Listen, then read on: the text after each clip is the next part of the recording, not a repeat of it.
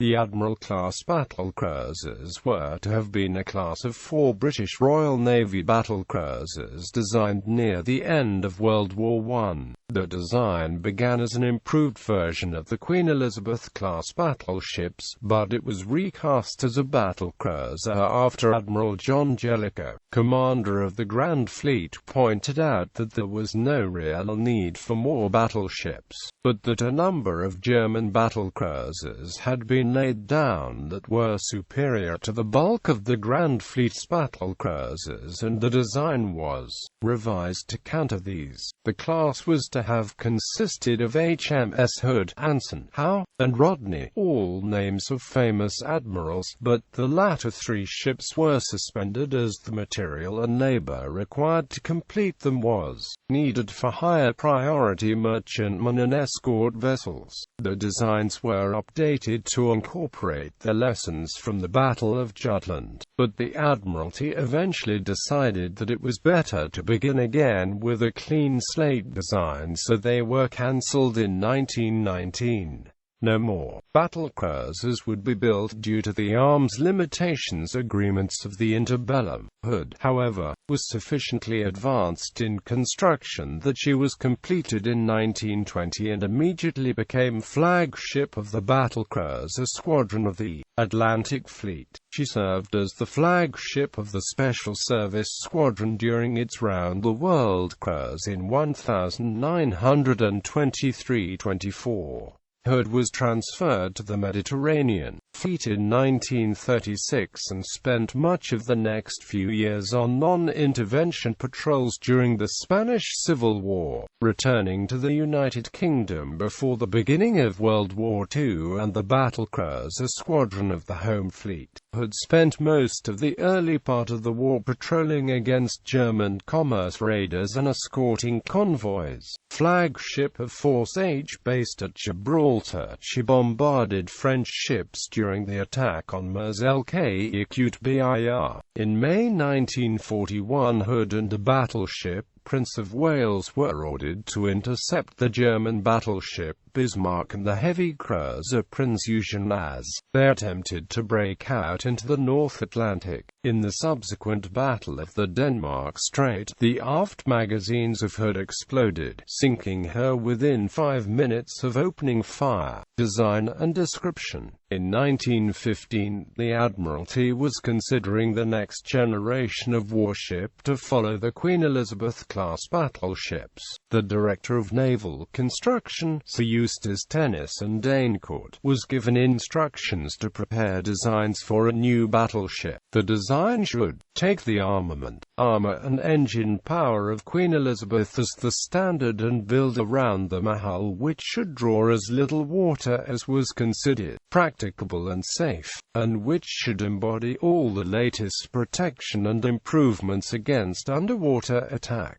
The design was submitted to the Admiralty on the 30th of November for consideration. The DNC had been able to reduce the draft in comparison to Queen Elizabeth by 22% by widening the ship to 104 feet and lengthening it to 810 feet. This had the consequence of restricting the ships to use only 1 dock in Rosyth and 2 in Portsmouth. Large anti-torpedo bulges were fitted, and the secondary armament of 12 5-inch guns of a new design was mounted on the forecastle deck. The resulting high freeboard gave the design a greater ratio of reserve buoyancy to displacement than in any previous British dreadnought. The design's stretched hull form also gave her an estimated speed of 26.5 knots, about 2.5 knots faster than Queen Elizabeth had been able to reach in service. The First Sea Lord, Admiral Sir Henry Jackson, responded on the 6th of December that one danger of such a large ship would be start a new arms race with the Americans that Britain could ill afford. and that better deck protection was necessary to defeat plunging shells during long-range engagements. The Admiralty asked for the design to be reworked with a maximum beam of 90 feet, but this was deemed unsatisfactory as it compromised the ship's underwater protection. A pair of revised designs was requested with the speed reduced to 22 knots to allow the hull to be shortened to better fit in existing floating docks and the minimum possible draft. The first of the two was to have full bulge protection and the second to have the best bulge protection possible without exceeding Queen Elizabeth's length. C1 was shortened by 100 feet in comparison with B, and C2 was only 610 feet in length, but draft increased by 1 foot 3 inches. In both proposals it had been necessary to reduce the number of guns in the secondary armament and reduce the thickness of the armor. The Admiralty was not pleased with either design and asked for a revised version of A of the same draft, beam, armor and armament, but shortened and with the same speed as Queen Elizabeth. In addition, the new 5-inch gun was rejected in favor of the existing 5.5-INCH gun. At least some of the designs were passed to Admiral John Jellicoe, commander of the Grand Fleet, who pointed out that there was no need for new battleships as the British superiority in numbers over the Germans was substantial, but that was not true for battlecruisers. Germany was known to be building 3 new Mackensen-class battlecruisers with an estimated speed approaching 30 knots and a reported armament of 15.2-INCH guns. These ships would be superior to all existing British battlecruisers, and those then under construction were equally fast, but too thinly armored to compete with them. He also remarked that his experience with Queen Elizabeth class had persuaded him that an intermediate speed between the battleships and the battlecruisers was of little use. He suggested that the design should be for either a 21 knots battleship or a 30-knot battlecruiser, preferably the latter. The DNC prepared 2 new designs in response to Admiral Jellicoe's comments on the 1st of February 1916, each for a battlecruiser capable of 30 knots or better and armed with 8 15-inch guns. Design 1 displaced 39,000 long tons with 2 less inches in belt armor and a speed of 30 knots. It used the bulky large tube boilers traditional in British capital ships, which explains why the design was 9,000 long tons larger than any of the previous battleship designs. Design 2 was essentially a repeat of the first design except that small tube boilers were substituted. These were considerably smaller than the older type and saved 3,500 long tons over Design 1, and had 1 less foot of draft. These savings were substantial enough to overcome the engineer-in-chief's objections that they required more frequent and expensive repairs. The DNC was asked to submit 4 more designs using small tube boilers, which were submitted on the 17th of February. Design 3 was Design 2, with the machinery power increased to 160,000 shaft horsepower to boost the maximum speed to 32 knots, while the other designs had either 4, 6 or 8 18-inch guns. Design 3 was selected as Admiral Jellicoe has specified that the minimum number of guns should be no less than 8 as fewer caused problems in accurate fire control, and 2 alternatives were to be provided, one with a dozen 5.5-INCH guns and the other with 16 such guns. The latter proposal was selected on the 7th of April and orders were placed on the 19th of April for 3 ships. The order for the 4th ship, Anson, was placed on the 13th of June. Hood was laid down on the 31st of May 1916, the same day as the Battle of Jutland. The loss of 3 British battlecruisers during that battle caused the work on all 3 ships to be suspended pending an investigation into possible design flaws. Admiral Jellicoe's investigation blamed the loss of the ships on faulty cordite handling procedures that allowed fires in the turrets' hoists to reach the ship's magazines. It recommended anti-flash equipment be installed in magazines and handling rooms, and the improvement of deck armor over the magazines to prevent plunging shells or fragments from reaching the magazines. The DNC and the Third Sea Lord opposed the latter, believing that there was no direct evidence that the magazines had been directly penetrated. On the 5th of July, the DNC submitted 2 revised designs for the Admiral-class ships. The first was a modification of the previous design with slight increases to the deck turret, barbette, and funnel uptake armor. 1-inch protection for the 5.5-INCH ammunition hatches and hoists, and the number of electrical generators increased from 4 to 8. These changes increased the displacement by 1,250 long tons and draft by 9 inches. The second design drastically improved the protection and converted the ships into fast battleships. The vertical armor was generally increased by 50% and the deck protection was slightly thickened as in the first design. These changes would have added another 4,300 long tons to the original design and increased the draft by 2 feet, but would have cost half a knot in speed. This design would have been equal to the Queen Elizabeth's but 7 knots faster and with much improved torpedo protection. Although it was some 13,000 long tons larger than the older ships, after the DNC submitted the above designs, he was asked to consider variations with triple 15-inch turrets, and these were submitted on the 20th of July.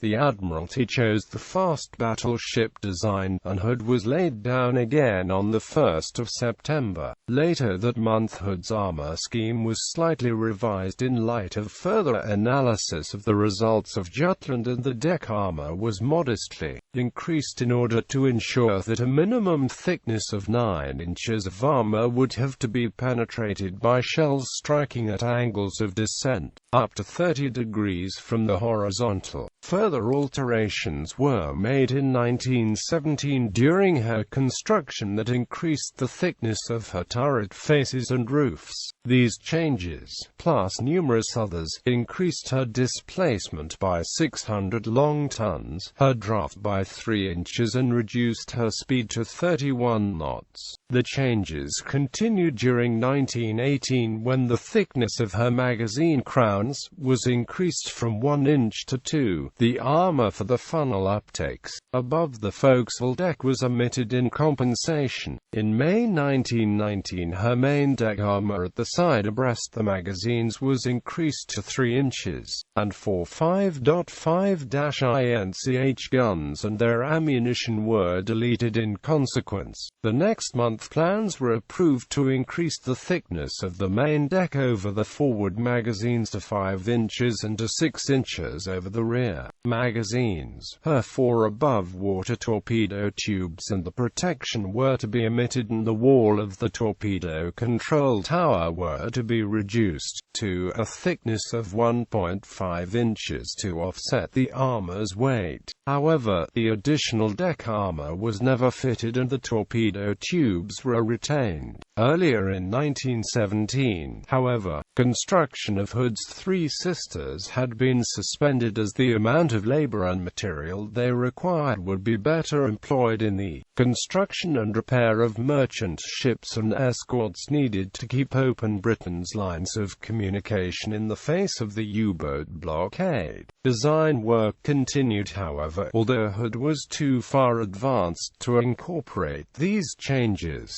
and ultimately would have been extensive enough for the other 3 ships to constitute their own class. At the end of 1917, the suspended ship's design was modified to increase the thickness of the turret roofs to 6 inches, and alterations were made to the armored bulkheads. These cost a total of 267 long tons in displacement. Other changes were a redesigned bridge structure and moving the funnels closer together and the exchange in position between the 15-inch shell rooms and magazines. This latter change would have caused the hull's form to be filled out somewhat to accommodate the handling room of the rearmost turret at the cost of a slight loss in speed and ammunition storage.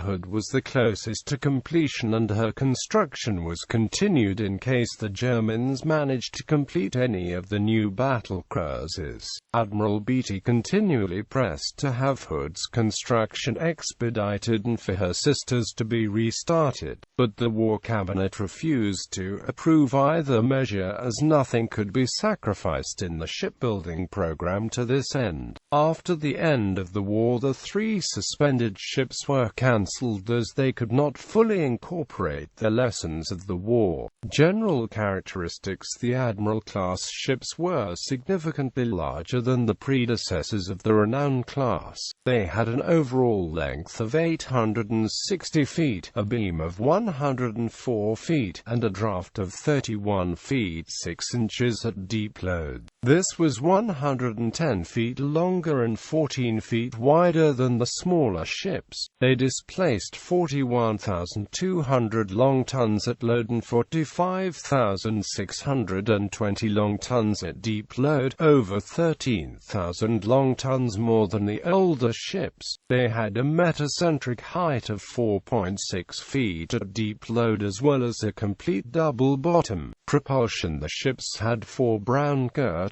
single reduction geared steam turbine sets, each of which drove 1 propeller shaft. They were arranged in 3 engine rooms. The forward engine room held the 2 turbines for the wing shafts. The middle compartment housed the turbines for the port inner shaft, and the aft engine room contained the turbines for the starboard inner shaft. A cruising turbine was built into the casing of each wing turbine. The turbines were powered by 24 Yarrow small tube boilers equally divided between 4 boiler rooms. They were designed to produce a total of 144,000 shaft horsepower at a working pressure of 235 psi, but achieved more than 151,000 shp during Hood's trials, when she slightly exceeded her design speed of 31 knots. They were designed to normally carry 1,200 long tons of fuel oil, but had a maximum capacity of 4,000 long tons. At full capacity, Hood could steam at a speed of 14 knots for an estimated 7,500 nautical miles.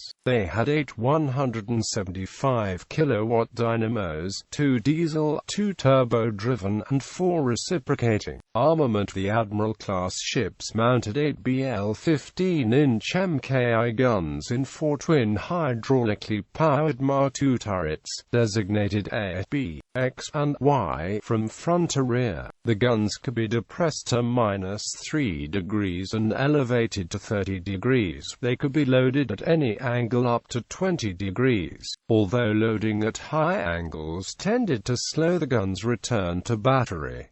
The ships carried 120 shells per gun. They fired 1,920-pound projectiles at a muzzle velocity of 2,467 feet per second. This provided a maximum range of 29,000 yards with armor-piercing shells. The secondary armament consisted of 16 BL-5.5-INCH MKI guns, which were mounted on pivot mounts on the forecastle deck, protected by gun shields. They were provided with 200 rounds per gun.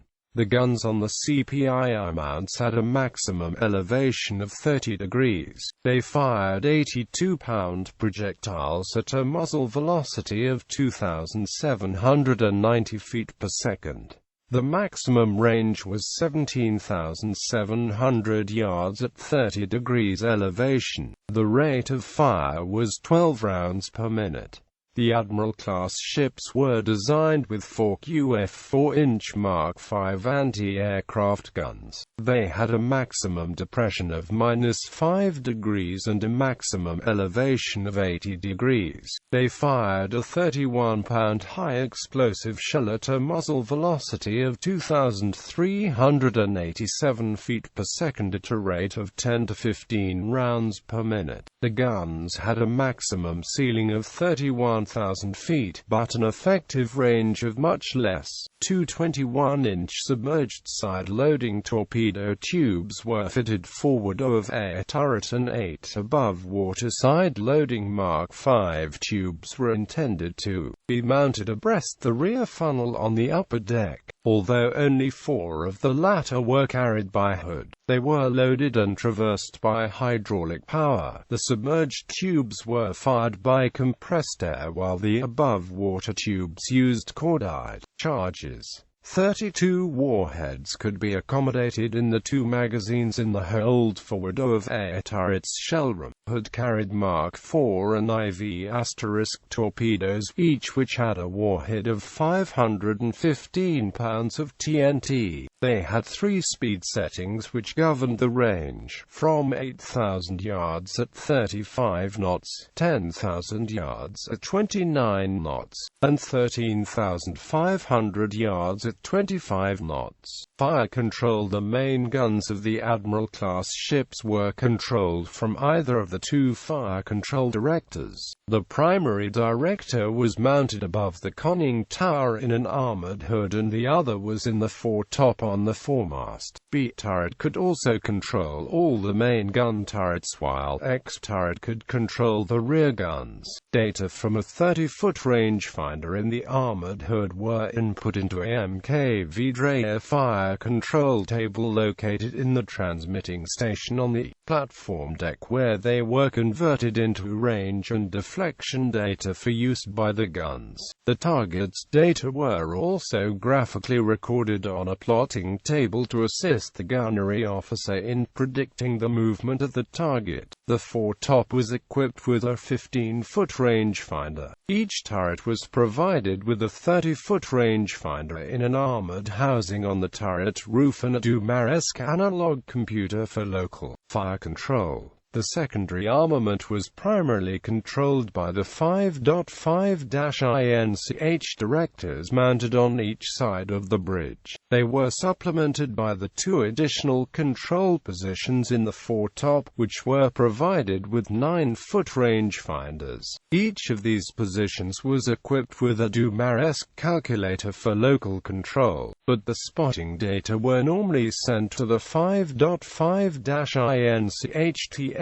on the lower deck, much like the procedure for the 15-inch guns, except that the firing data were calculated by 2 Type F fire control clocks. The anti-aircraft guns were controlled by a simple 2-meter rangefinder mounted on the aft superstructure. The torpedoes initially had a similar system where various rangefinders, especially the 15-foot rangefinder above the aft torpedo control tower, and deflection sights, provided data to a dray table in the torpedo TS adjacent to the 5.5-INCHTS on the lower deck. However, the dray table was removed during Hood's 1929 to 1931 refit, and the calculations were made in the torpedo control position in the bridge. Armor. The waterline belt of the Admiral-class ships was 12 inches thick, angled 12 degrees outwards, partly to keep the belt inside the bulge structure and allow torpedo hits to vent to the atmosphere. This angle also increased the armor armor's relative thickness to horizontal close-range fire, albeit at the cost of reducing its relative height, which increased the chance of plunging shell fire going over or under it. This sloped belt made their armor comparable to the 13 inches found in the latest British dreadnoughts. It ran some 562 feet, from the forward edge of A barbette to the middle of Y barbette. Forward of this the belt thinned to 6 inches before further reducing to 5 inches and ending in a 5-inch bulkhead well short of the bow. After the midships section the belt reduced to 6 inches. It did not reach the stern, but terminated at a 5-inch bulkhead. This belt had a height of 9 feet 6 inches, which 4 feet was below the designed waterline. Above it was the 7-inch middle belt, 7 feet high, and the 5-inch upper belt, which was 9 feet high. The middle belt stretched between A and Y barbettes, ending in 4-inch transverse bulkheads at each end. The upper belt only ran from A barbette to the end of the machinery spaces and ended in another 4-inch transverse bulkhead. 5 of Hood's decks were armored with thicknesses varying from 75 to 3 inches, with the greatest thicknesses over the magazines and the steering gear. Immediately adjacent to A and Y barbettes the main deck was 5 inches thick to protect the magazines. The turret faces were 15 inches thick, while the sides ranged from 11 to 12 inches in thickness,